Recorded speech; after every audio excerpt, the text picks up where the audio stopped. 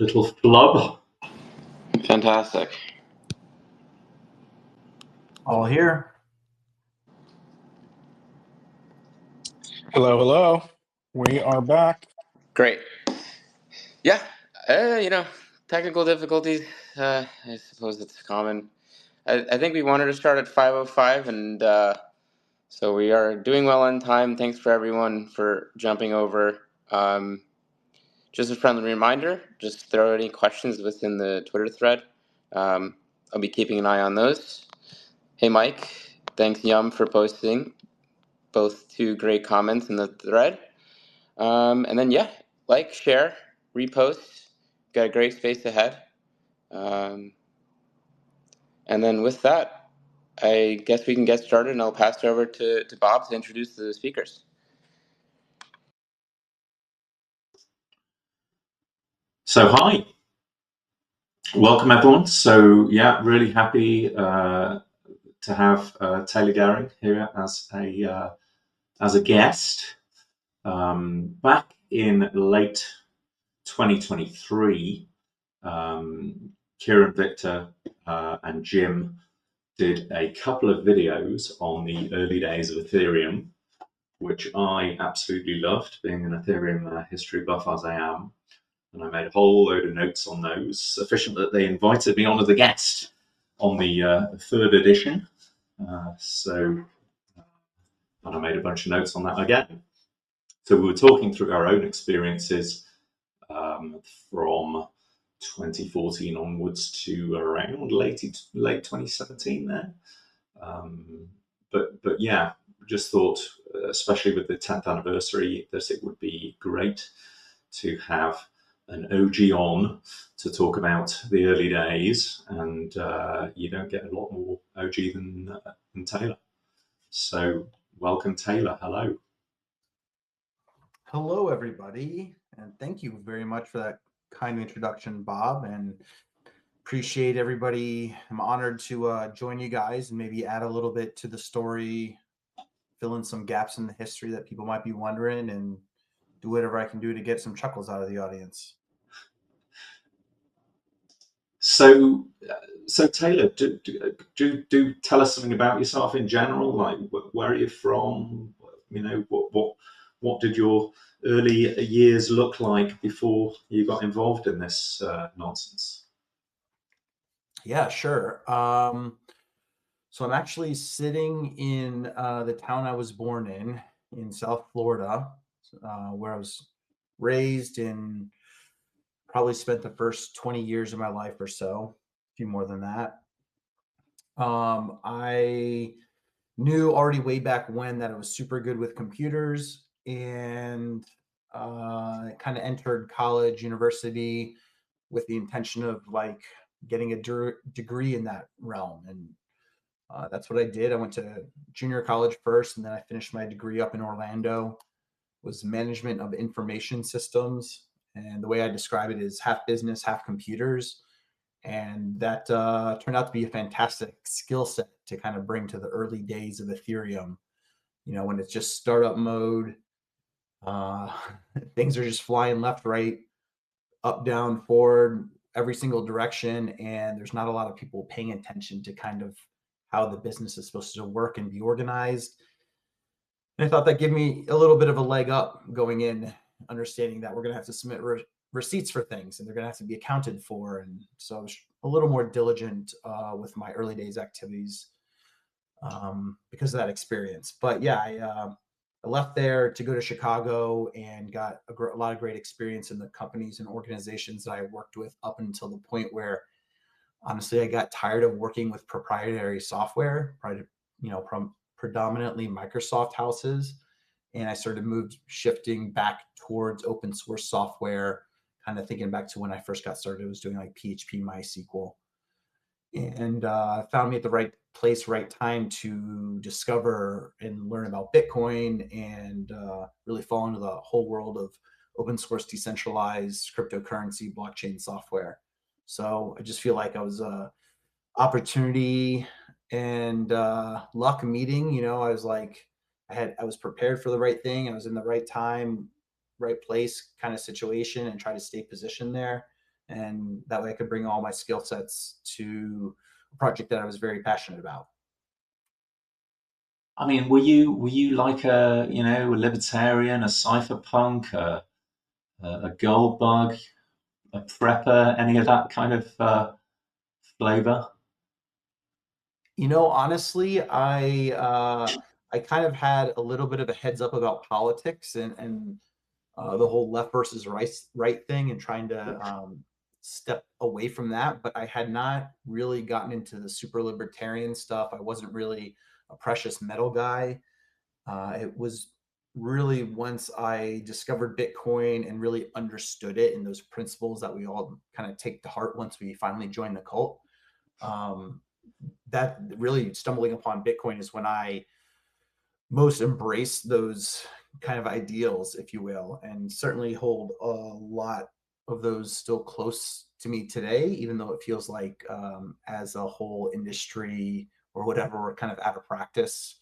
A lot of people just don't really think about the decentralization side, but that is definitely part of what drew me in, was the idea that it wasn't controlled and that we all are contributing. And even some more esoteric ideas like living in holons, like alternative communities and stuff. I'm fascinated by all that stuff, but I recognize there's some practical limitations with modern society on making that work. Yeah, yeah. So, I mean, how long were you a Bitcoiner before you heard about Ethereum? I discovered Bitcoin, I want to say in 2011. I when I was clearing off a laptop, I saw I had the Bitcoin software downloaded, but it was still in testnet mode.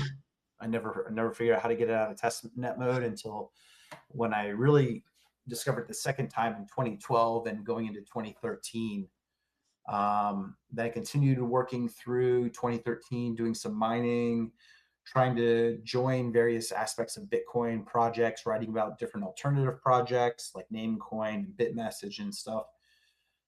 And then I guess it would have been towards the end of that year was when I met Mihai, Alisie in Milan, Italy. I think that was late 2013. And then Vitalik ended up giving his talk in Miami to announce Ethereum officially in 2014. So I guess maybe it was just over a year that I was like a pretty diehard Bitcoiner. And then just feeling like there's more to this whole blockchain technology, and observing what everybody was trying to do with alternative things. Like I said, Namecoin was one of those, like using blockchains for name resolution services. I saw the writing on the wall that there was something else to do with Bitcoin, and I just didn't know what it was until I finally read Vitalik's paper 3 times, and it kind of clicked in my head that here's the way forward. And you were working for some wallet company or involved with a wallet project when you were in Miami there? Yeah. So I think at the time, I wrote in on the Bitcoin dev mailing list about like trying to figure out, can we do a slider, like just normal UI slider that we use all the time for volume and whatever, to adjust the fees and stuff for Bitcoin. And that was at the behest of Wendell Davis, who ran a software company making Hive Bitcoin wallet. And it was supposed to be something super secure, simple enough for like your parents to use. I think it had like Tor network built in by default. And he had taken an interest in some of the projects I was working on top of Bitcoin. So probably most people don't know, but the first project I wrote, if you go on GitHub, there's a project called Paythrough, Paythru. And the idea was, can I pay Bitcoin to people who haven't necessarily set up a Bitcoin address yet? So for example, tipping on Twitter, tipping somebody's website, things of that nature. And so I kind of came up with a little system where it would generate a address to send the funds to if that person didn't have something pre-registered. And I had a mechanism in place where if the person then, for example, put their Bitcoin address in their Twitter link, handle, profile, whatever, it could go scan that and it would pull that address out of there and then take the funds from the temporary address and forward them over to the more permanent one. So it's kind of like a way to hold the funds. And then if you had an account and you're like, oh, I want to collect my tips, all I got to do is like put my own Bitcoin address on my website or on my Twitter profile. And then you could receive those funds without having to really do very much. I thought it was kind of an ingenious system. Some people didn't like it because of the technicalities of how Bitcoin has addresses and return addresses are not always return addresses.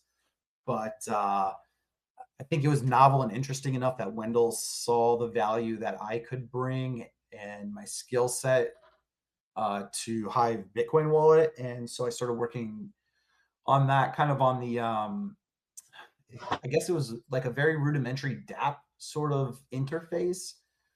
The wallet could have like plug-in sort of things where you could click on the DApp sort of thing, and because you're loading it in your own wallet, it already knows what your receiving address is.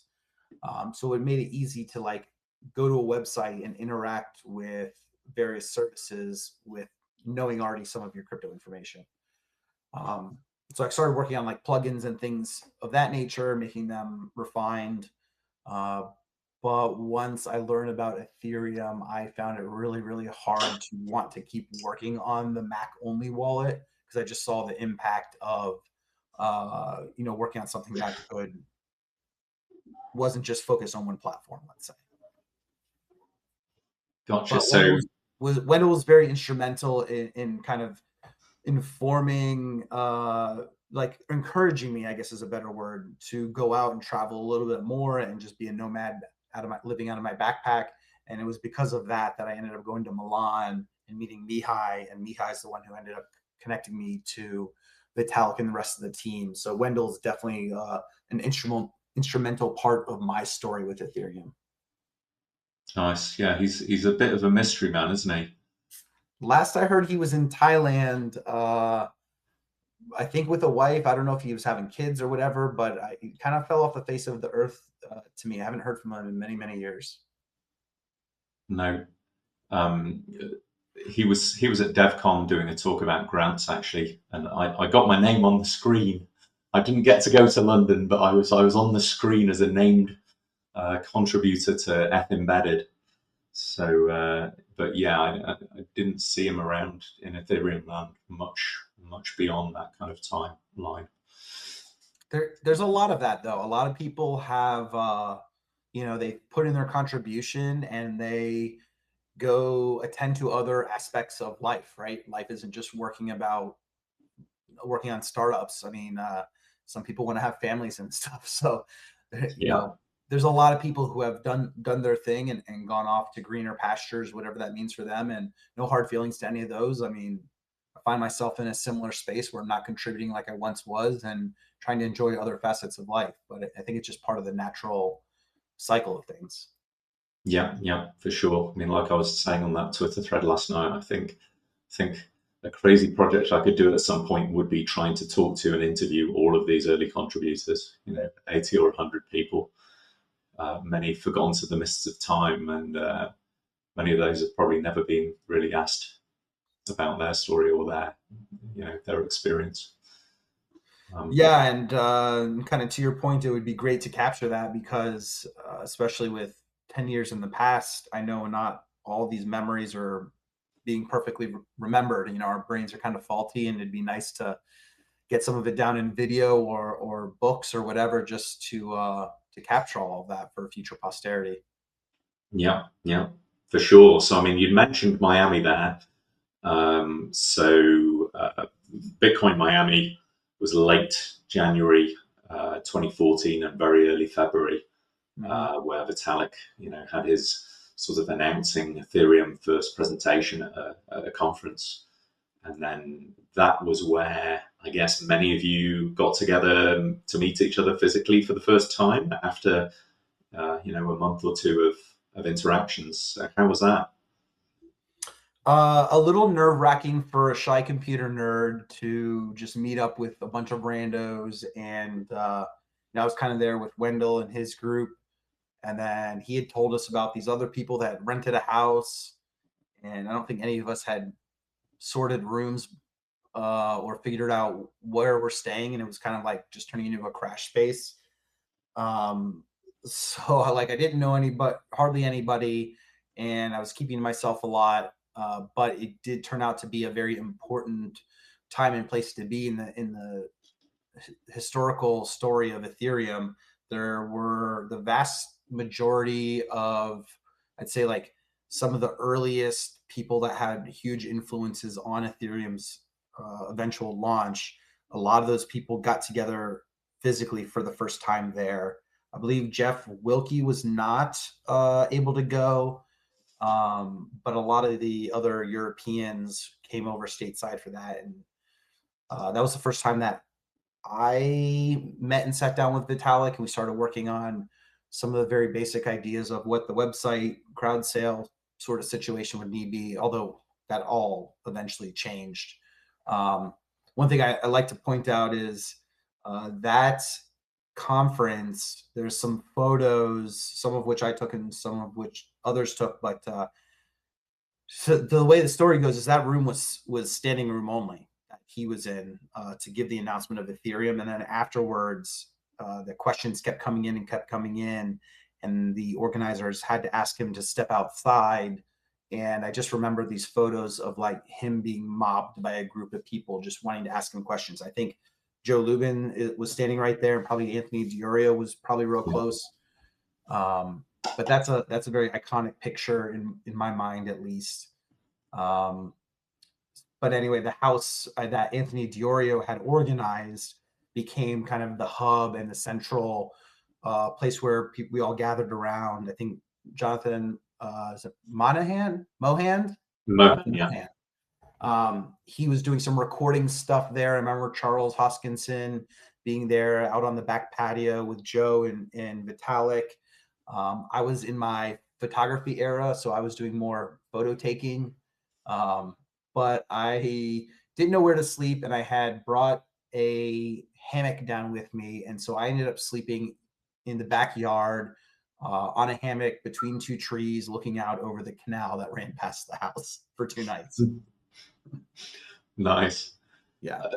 Saying with that iconic photograph, I can't remember the guy's name now, but at some point I met the guy who had the speaking slot after Vitalik. Huh.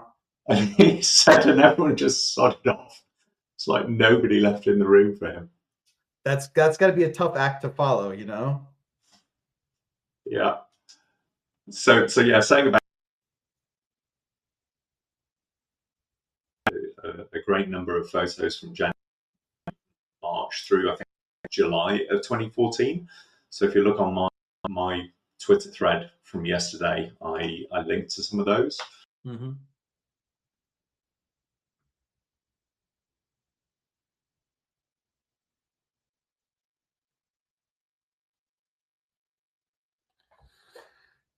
It was a really interesting time. I don't think anybody really knew what was going on. I just felt like documenting as much as I could while I was there was like the way to do it, because everybody was just living in the moment.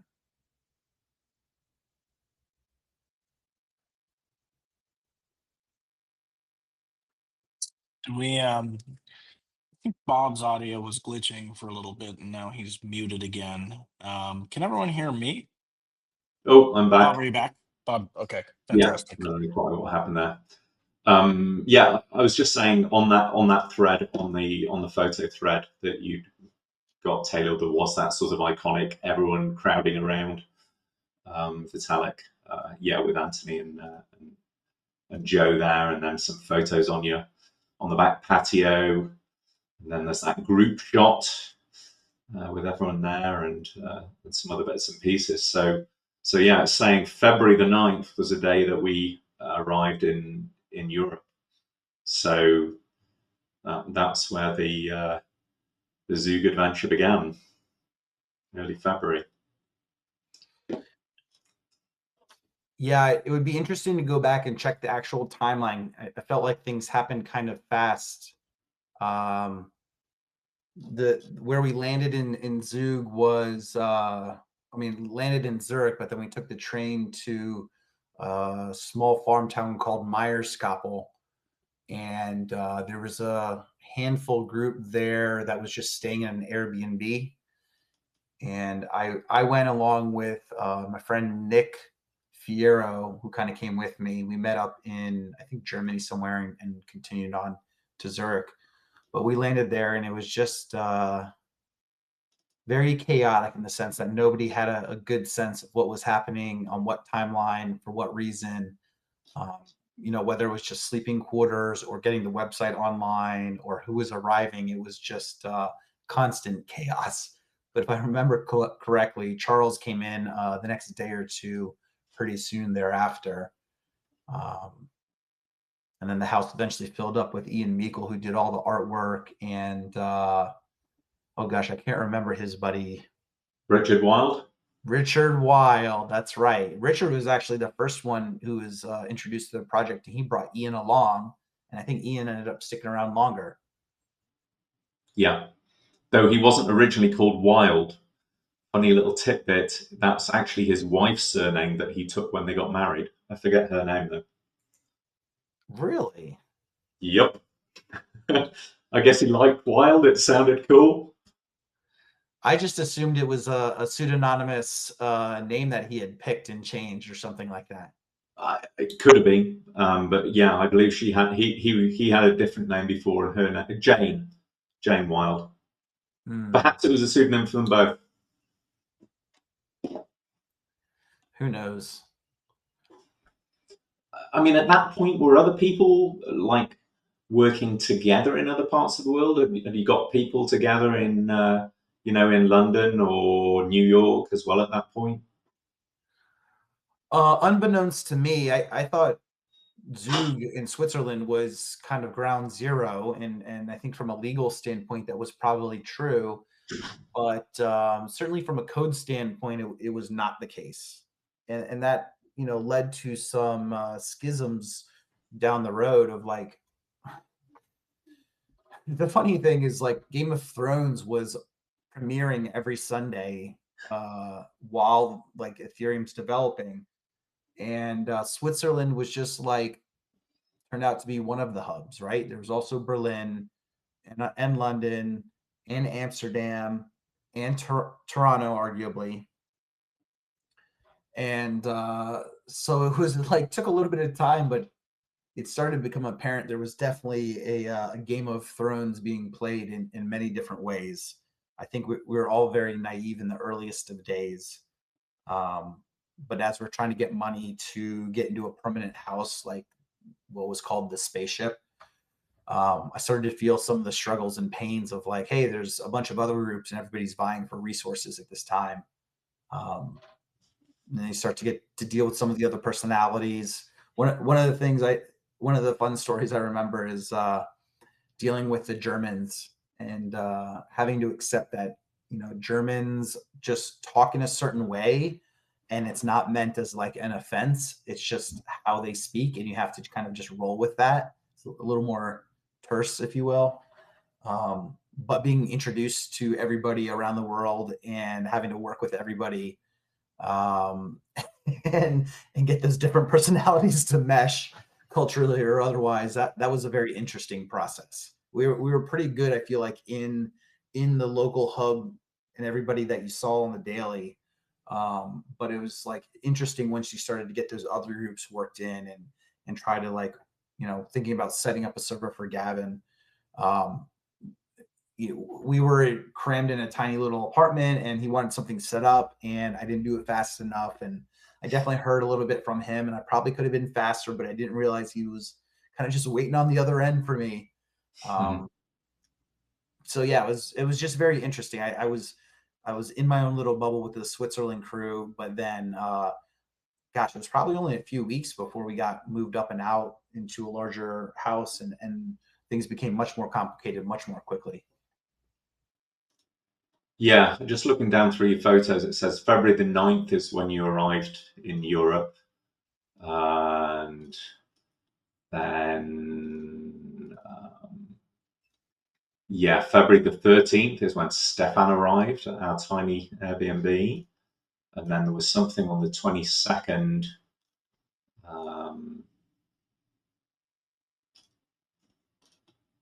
About moving in somewhere. Oh yeah, Richard and Ian arrive on February the 22nd.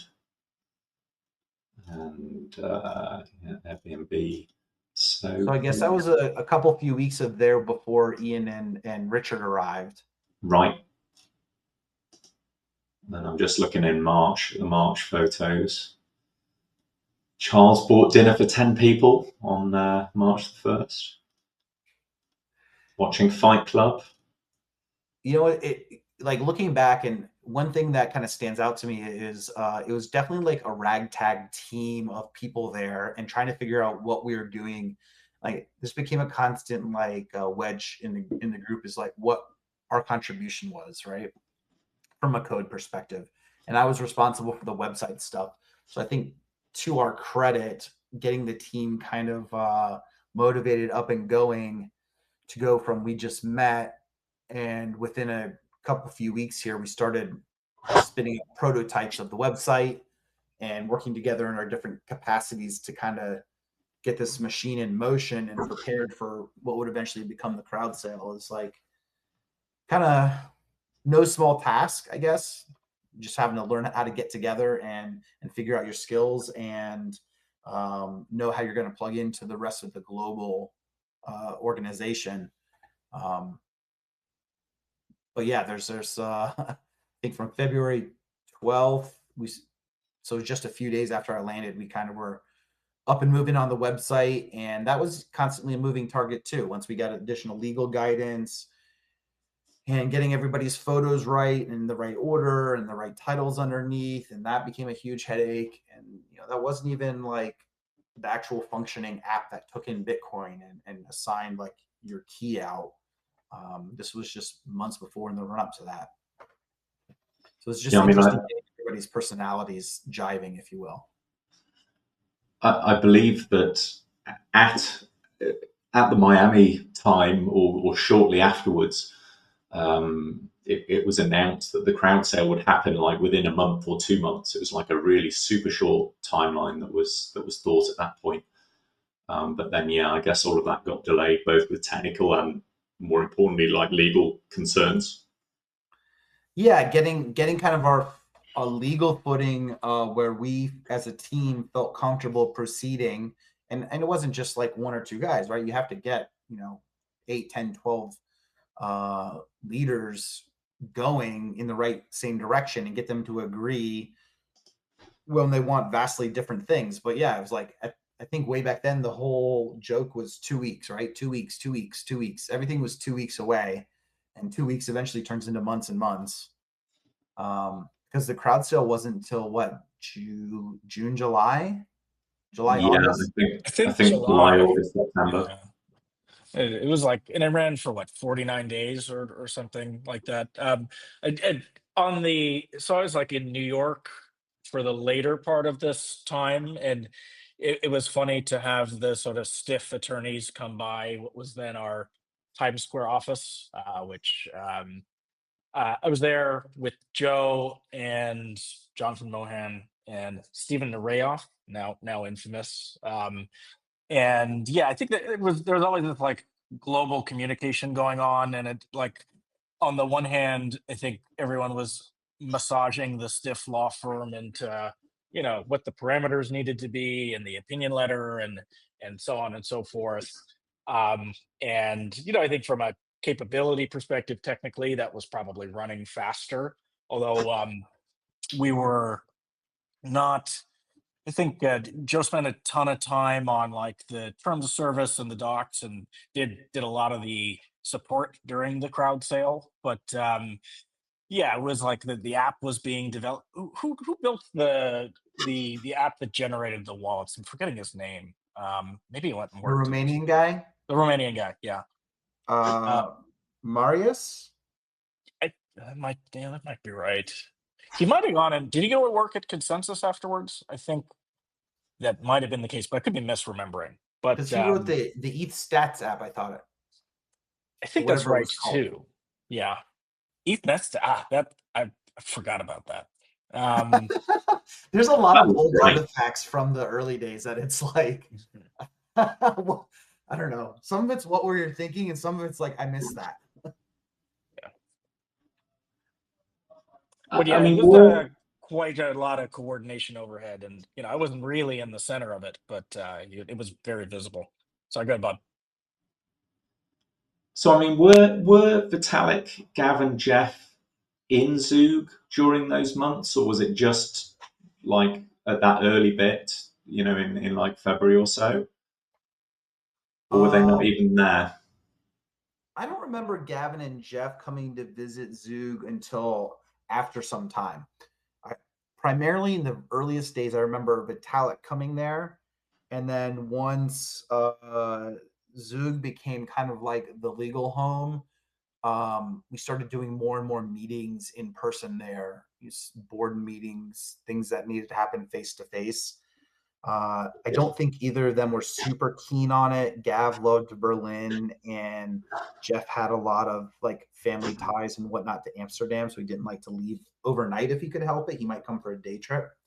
But in the beginning days, Vitalik would come and stay for a while, and that was kind of nice, honestly. Yeah, because I mean, what was happening during those months was the parallel development of 3 different clients, right? You'd got PyEth that Vitalik was working on. Mm-hmm. You've got Geth that Jeff was leading, and then Gav building CPP Ethereum and specking out the yellow paper. I mean, Jesus, Gav did so much work in those 3 months, like absolutely insane to get to the yellow paper so fast from there. So yeah, I can imagine he was just heads down and did not really want to have people chewing his time up. It felt like having Vitalik doing coding in Switzerland gave us a better balance, because when Vitalik visited Berlin or Amsterdam, it felt like the code went in the direction of wherever 2 of the 3 main developers were. Yeah. And, for better or worse, people realized that if they could bend Vitalik's ear, he had a difficult time saying no. And that means they could kind of set the agenda and direction of whatever they were trying to push, if you will. It was unfortunate that it was like way back then it was that easy to sway, but I think that's something Vitalik probably learned. Certainly by the time we launched the project, he was becoming more aware of how people would use him in that way. But in the end, it all worked out. We all had the 3 different clients that were interoperable. To your point, the amount of work that had to go into the yellow paper to take everybody's discussion and codify it into something that was, even if imperfect, close enough for the clients to be developed totally siloed from each other. I still remark that as one of the best things that was accomplished, whoever's goal that was, probably Gav's. But famously, I think Bitcoin defined the implementation as the spec. And from a technical perspective, Ethereum had an actual spec, and that you could derive any implementation you wanted from it. And that's something that, I don't know, the purist technology guy inside of me really appreciates. Yeah, no, I mean, I think it was pretty magnificent, to be honest. And from what I can see, it was a direct reaction to what had happened in Bitcoin, where Satoshi had basically, had this immaculate birth, and then you could never really get to alternative implementations. Like even now, really, like nothing's ever really stuck. And also, I think just the act of having that discipline of defining the spec and having multiple implementations, that lets you triangulate between the different clients and say, oh, is there an ambiguity in the spec?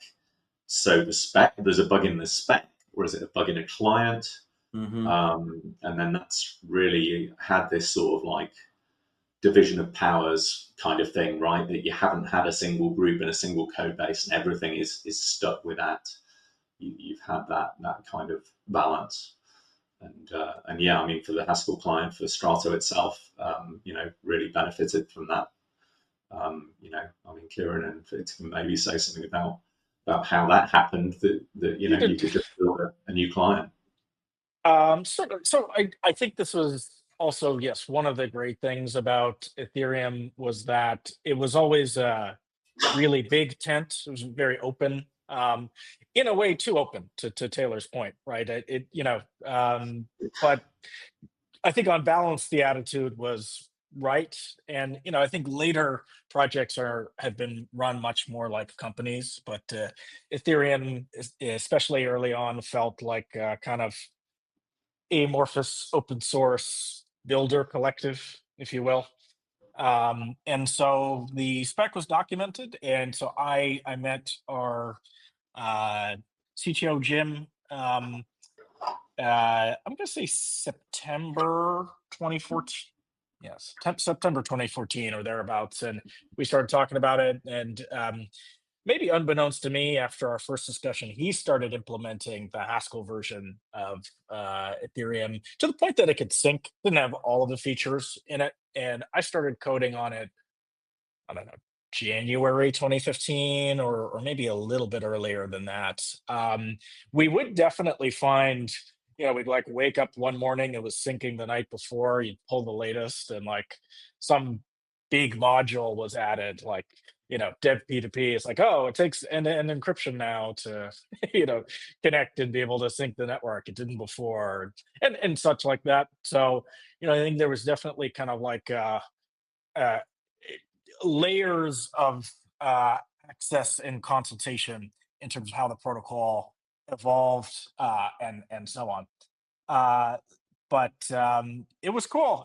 There were tests. We were like, you run the VM tests, and the results were provided, and we would be or our CTO mostly would report on the percentage which passed, which would start at 80 or 90%, and then go up to 97, and then something would change, and it would go down to 90 again, and eventually we made it all work in the end. So it's a really hard thing to do. I mean, other industries certainly, like the aim, of course, is to have Ethereum be a protocol like HTTP or any other, and I think this was achieved, or at least largely achieved. It was tough, and just the communications between the teams were not mature, I would say. Definitely kind of like whoever got to Vitalik last, again, to Taylor's point, but also sort of a insider outsider feeling was going on despite the openness of the project. It's almost a strange contradiction in terms, but all in all, it's been a great run. Yeah, I think if there's anything to learn from having been involved in Ethereum by any stretch of the imagination in the early days, is that despite the fact that we were all working on this, quote unquote fairness protocol, it didn't take away from the fact that it was like real human beings with real problems that still had to write the software. And it was a really big growing up time for me emotionally to understand that everybody's differing needs. Something I observed a few years later was you've got to be very atypical to even be involved this early on, right? Getting involved in this stuff is not something that like a normie is going to do. Hey, there's this thing, it may or may not work, might be illegal, but off we go, give it a go. So I think intrinsically, these frontier folk, prospector types, we're all a bit weird. So yeah, you get a bunch of those together, you're going to get a lot of friction and misunderstanding, and maybe a lot of people not great communication or emotional skills either. Yeah, from that perspective, it was probably a special time and place that enabled us to kind of pull together as we did. I mean, if it weren't for Bitcoin meetups and people normalizing sort of getting together with this sort of stuff, even though to your point, you've kind of got to have a decent case of the autism to even be interested in throwing your life at this. I don't know that it could be recreated. Just getting that kind of group of people together that had the skills and were able to put together at least enough social skills to make it all work. Yeah, no, I mean, I think it's, yeah, a very sort of an exceptional situation and event. And I mean, maybe you could say, what did you think might come out of Ethereum? What do you think could be built? What were your thoughts on how this might pan out, like in an ideal sense? Ethereum generally? Mm. Is that what you're asking? Is like how I Yeah, think Ethereum would pan out? yeah. I mean, what do you think Ethereum was going to be? What did you think these efforts could lead to? I think I understood in the earliest days that there were a lot of other possibilities. And certainly 10 years down the road, we've explored a lot and found out some of them are more possible than others. I was also a large proponent of what Gavin was very into, which was like the 3 tent poles of decentralization. It was like storage and messaging and compute, I think. And that's something that I was very excited by. I think going back and looking at some of my early writings for Bitcoin Magazine and some other like online publications, I had already been investigating different protocols built around Bitcoin. And so I think I was most excited by this idea of like rebuilding. I mean, it's kind of what we call Web3, but I think it had a more concrete idea way back when, which was like Web2, but decentralized. Something that wasn't controlled and owned by the corporations or had more like anonymous abilities so that we can continue to communicate online without having to worry about like a real ID or anything like this. So I think it was a lot closer to the cypherpunk ideal of like maintaining free and open access of the internet for everybody was kind of the core tenets that I felt most passionate about with respect to Ethereum, far more so than building prediction markets or like a CryptoKitties. Not that those things aren't interesting, but that wasn't necessarily my focus. My focus was on how do we maintain an open internet in light of the fact that we have corporations and governments that would like to apply censorship and control over it. Yeah. So I mean, those 3 sub protocols were Ethereum. So your decentralized compute, Swarm. So Swarm's your decentralized storage with incentives layer on top of it, and then Whisper was the decentralized messaging. So Whisper kind of died; it didn't really work. It turns out there's a successor to that called Waku, which Status have been developing for a good amount of time. Swarm is still going, but has ended up being very little used. IPFS really sort of seemed to win there. Apart from it hasn't got the incentive layer, which is what Filecoin is trying to build on top of that. But I think, and there's one other now. What is it?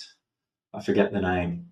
But yeah, I think it's sort of like with all of these things, you could do a decentralized anything, right? Mm-hmm. That you could have your smart contracts executing your logic.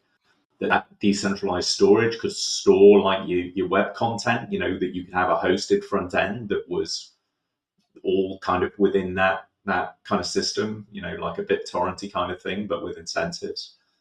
And then that messaging layer. So yeah, that was really exciting to me as well, because it's like, oh, here's like a computer, here's a platform, and you can do all of the things that you could do with a Web2, but in a completely unstoppable way with built-in payments, and you can build whatever incentive mechanism you like. Tex just talked about like a social operating system, Bob, societal operating system. do you or Kieran or anybody else up here, does anyone feel that Ethereum didn't accomplish what it set out to accomplish in light of the fact that we really just shipped the compute layer? Do we miss the mark in any way?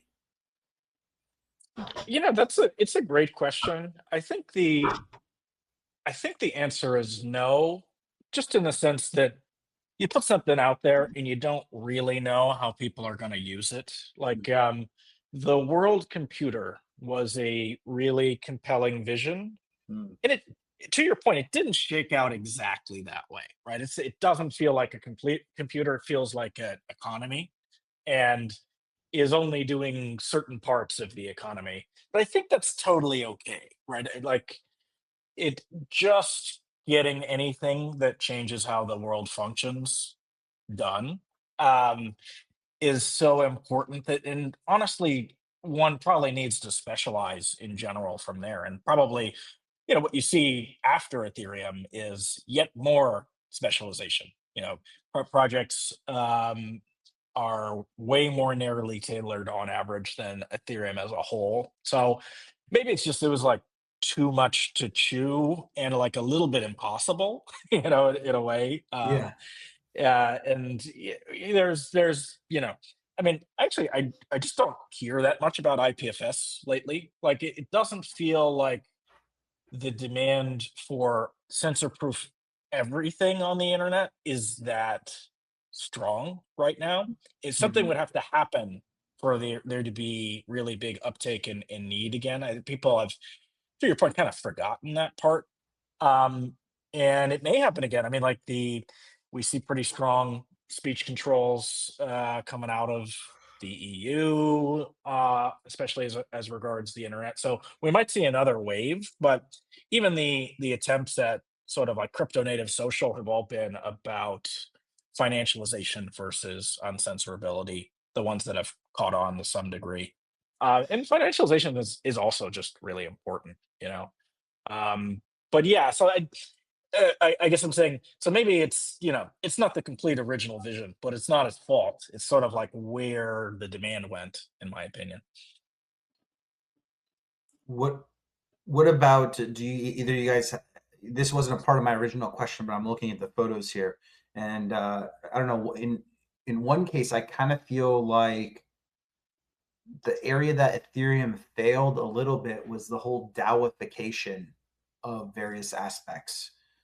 Ethereum itself never really became a DAO. We tried the DAO, and that had famously a bug that we had to have like a white hat hacker group help recover funds from. And then a lot of DAOs get set up today, which are essentially just money funnels. I don't know, maybe it was too out there of an idea, maybe not concrete enough for anything to be considered and reconciled as a DAO, but the whole turning things into a DAO just never seemed to transpire, even though it was technically possible with just a compute layer. You know, um, and I'll throw it over to Bob in a second. But I think it didn't happen. I agree. And I know both of you were kind of heavily involved with the foundation, which could have pushed that along harder or been sort of a legal brick and mortar host for the DAO as opposed to whatever it is and was. Um, and we've seen a couple kind of work.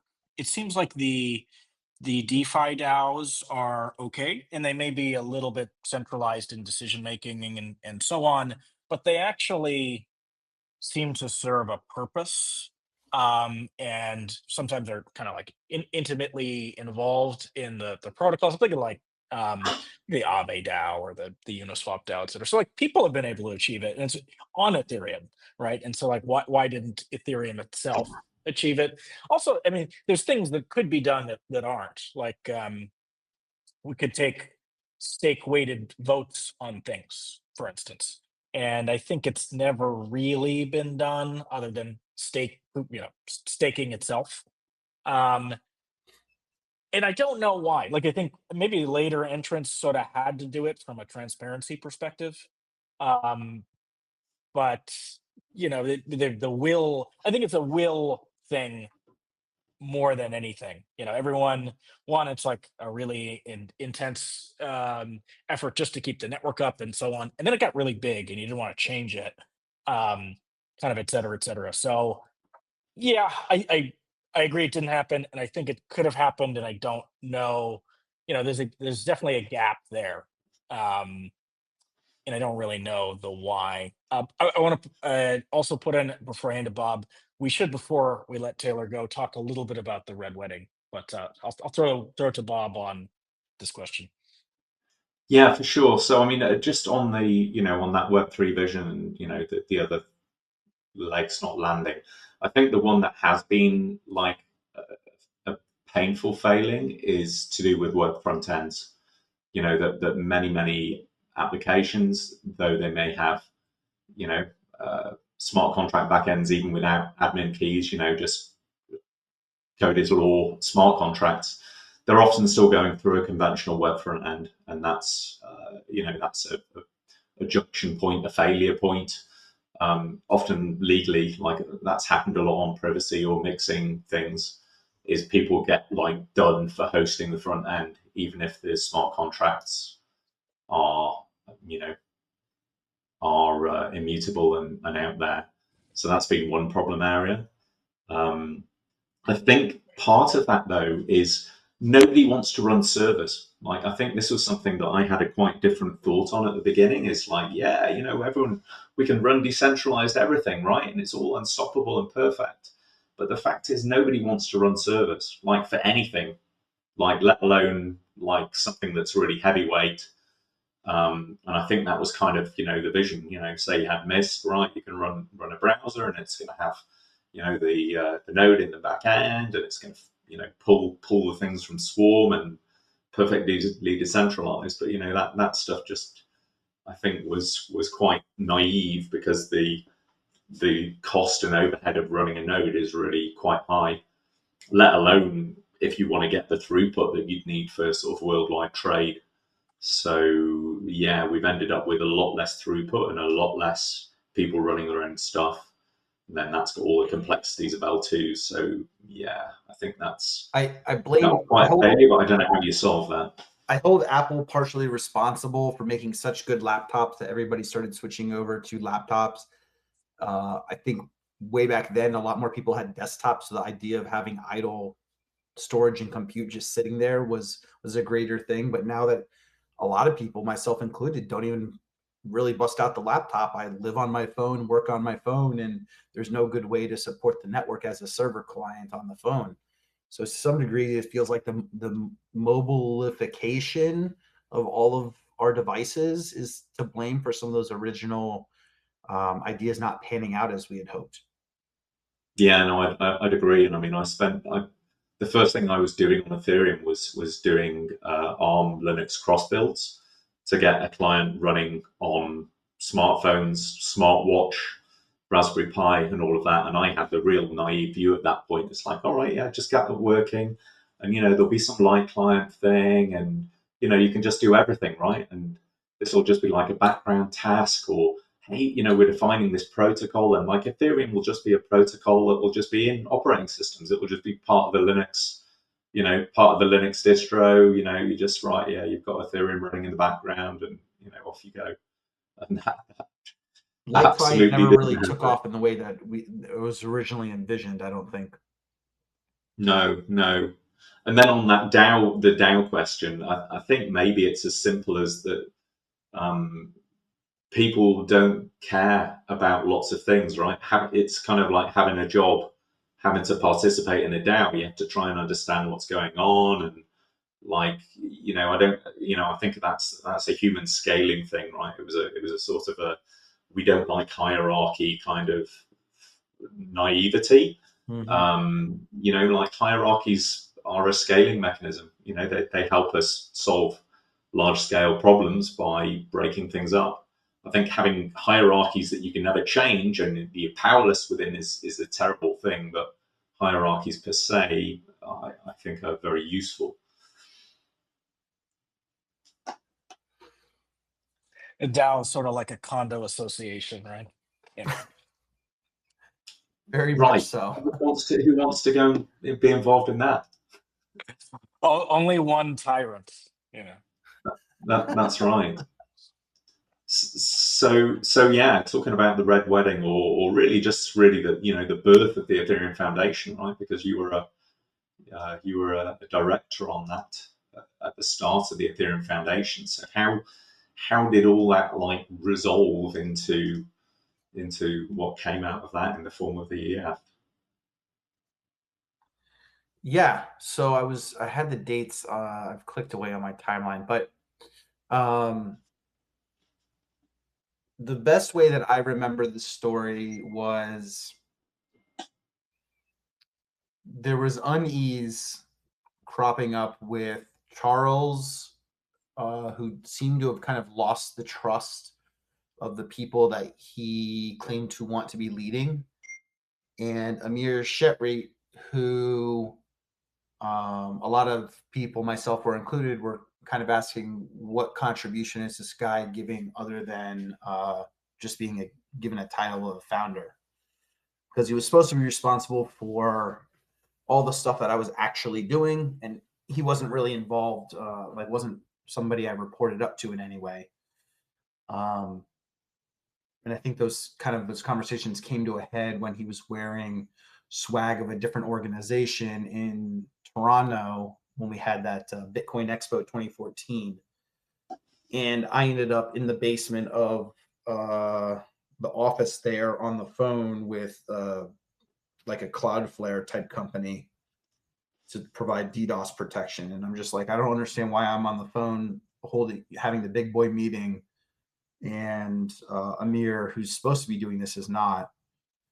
So I think just kind of the frustrations rose, and it got to a point where some hard decisions had to be made because the organization definitely was not moving forward. Charles, I think on his part, was a little bit more on the let's set this up like Google and make it a corporation. And I was definitely more on the side of open source and making it available to everybody. So I don't know what kind of like weight that had in Vitalik's head when he was making his decisions, but it felt like, to me, in hindsight, it felt like a huge exhale after that whole incident happened. I feel like looking at the photos, you see pictures of like how much money we think we're going to get, what we think we're going to do with those funds. We started imagining up these DAO sort of ideas. We really started moving forward on a lot of things where it felt like we were kind of locked within the grasp of each other, trying to like fight it out, duke it out on who was going to win politically inside the org. I remember the day being very, very uncomfortable. Everybody had come to Zug.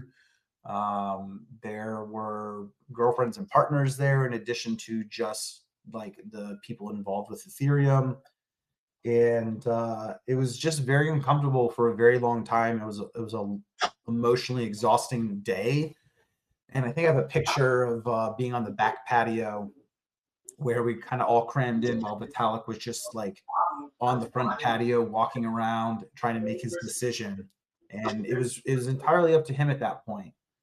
So who knows what would have happened if he had made the decision any other way. I like to think that by choosing to put Stefan and myself in place in leadership positions and asking Amir and Charles to move on to other things, I feel like we had the team in place to actually get Ethereum delivered, and maybe it would have gotten delivered anyway. But I don't know. I feel like making the change when that happened is what ultimately enabled us to ship Ethereum in a relatively on-time way and doing what we all promised it would do. So just to ask a little beyond there, so when that decision had been made, so the Ethereum Foundation was then a legal entity set up in Switzerland, and you were one of 3 directors, is that right? Yeah, at first it was just Vitalik, Mihai, and myself were the 3 people. Part of that was because we were the only 3 people physically present in Switzerland at the time. Everybody else was remoted in. and it just made things a lot more concrete to be signing wet pen on dead tree with people who are physically located inside the municipality. I served in that position for, I don't know, probably a few months, a handful of months before, just truth be told, no shade at Gavin. We buried the hatchet as far as I'm aware, but, Gavin was pushing very, very hard to not have Mihai and myself be involved on the board, and that he eventually won that battle of attrition. We ended up signing some docs on a train one time to resign our positions from the board, and to the best of my knowledge, the board's never been faithfully repopulated. There's been a couple of times where some other people have been brought onto the board, but I don't think the board's ever really been truly flushed out in that way.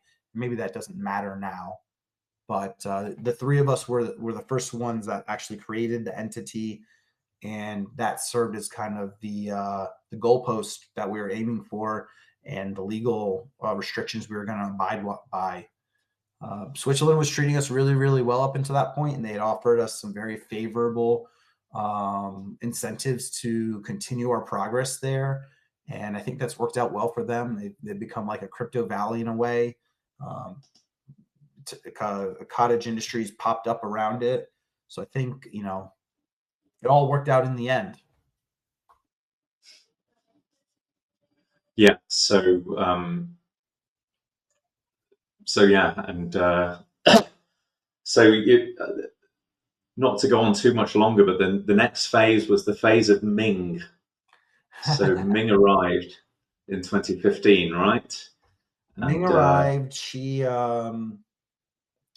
cleared out some of the cruft, which I think was very necessary. A lot of people still had ties to the organization but weren't as actively involved. To a degree, myself included with that. My role kept changing with the org. First, it was scaling the initial website. Then it was the crowd sale. Then I started helping on doing not QA work, but unit testing work on the Go Ethereum clients. So doing some coding there, writing the first complete RPC implementation was my responsibility. So some of the terrible namings of the functions, you can definitely blame me for those.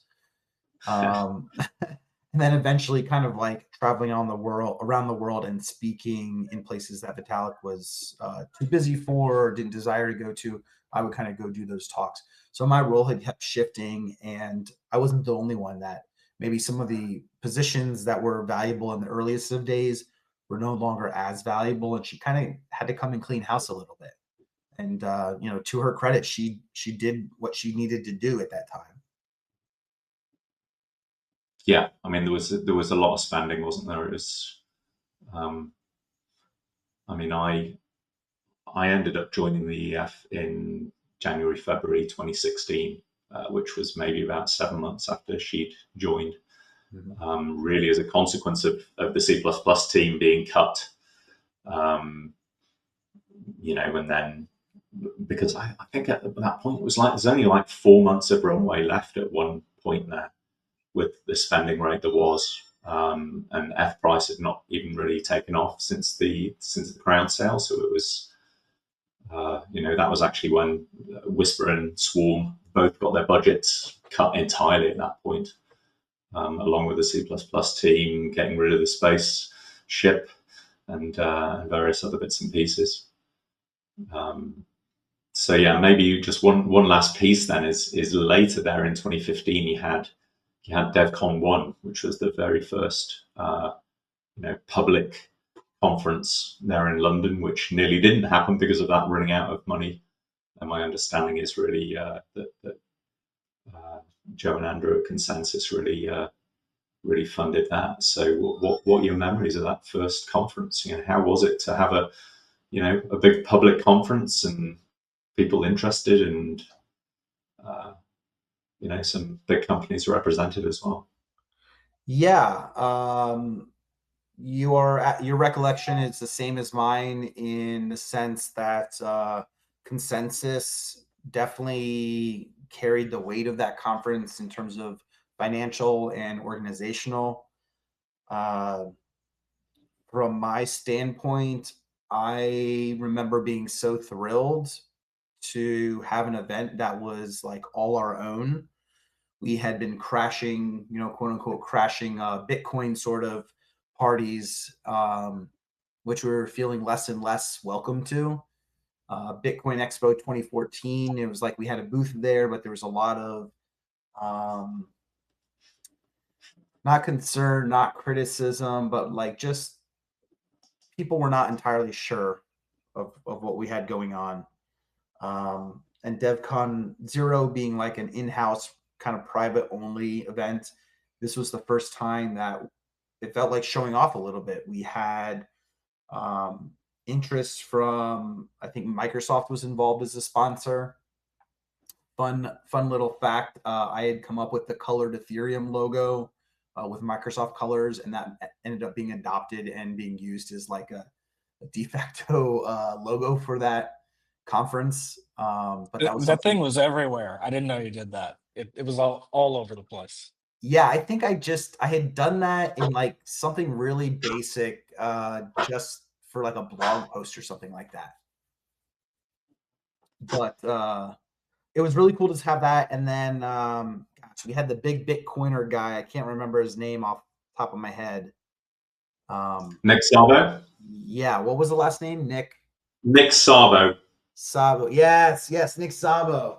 Yes, he was there as well, and I felt very excited about like feeling like we had support from both sides of old school Bitcoiners, even if he was paid to be there or whatever, and also like interest from the corporate side of like Microsoft. Like that felt like we had finally made it in a way of acceptance, even though the number on the coin wasn't high at the time.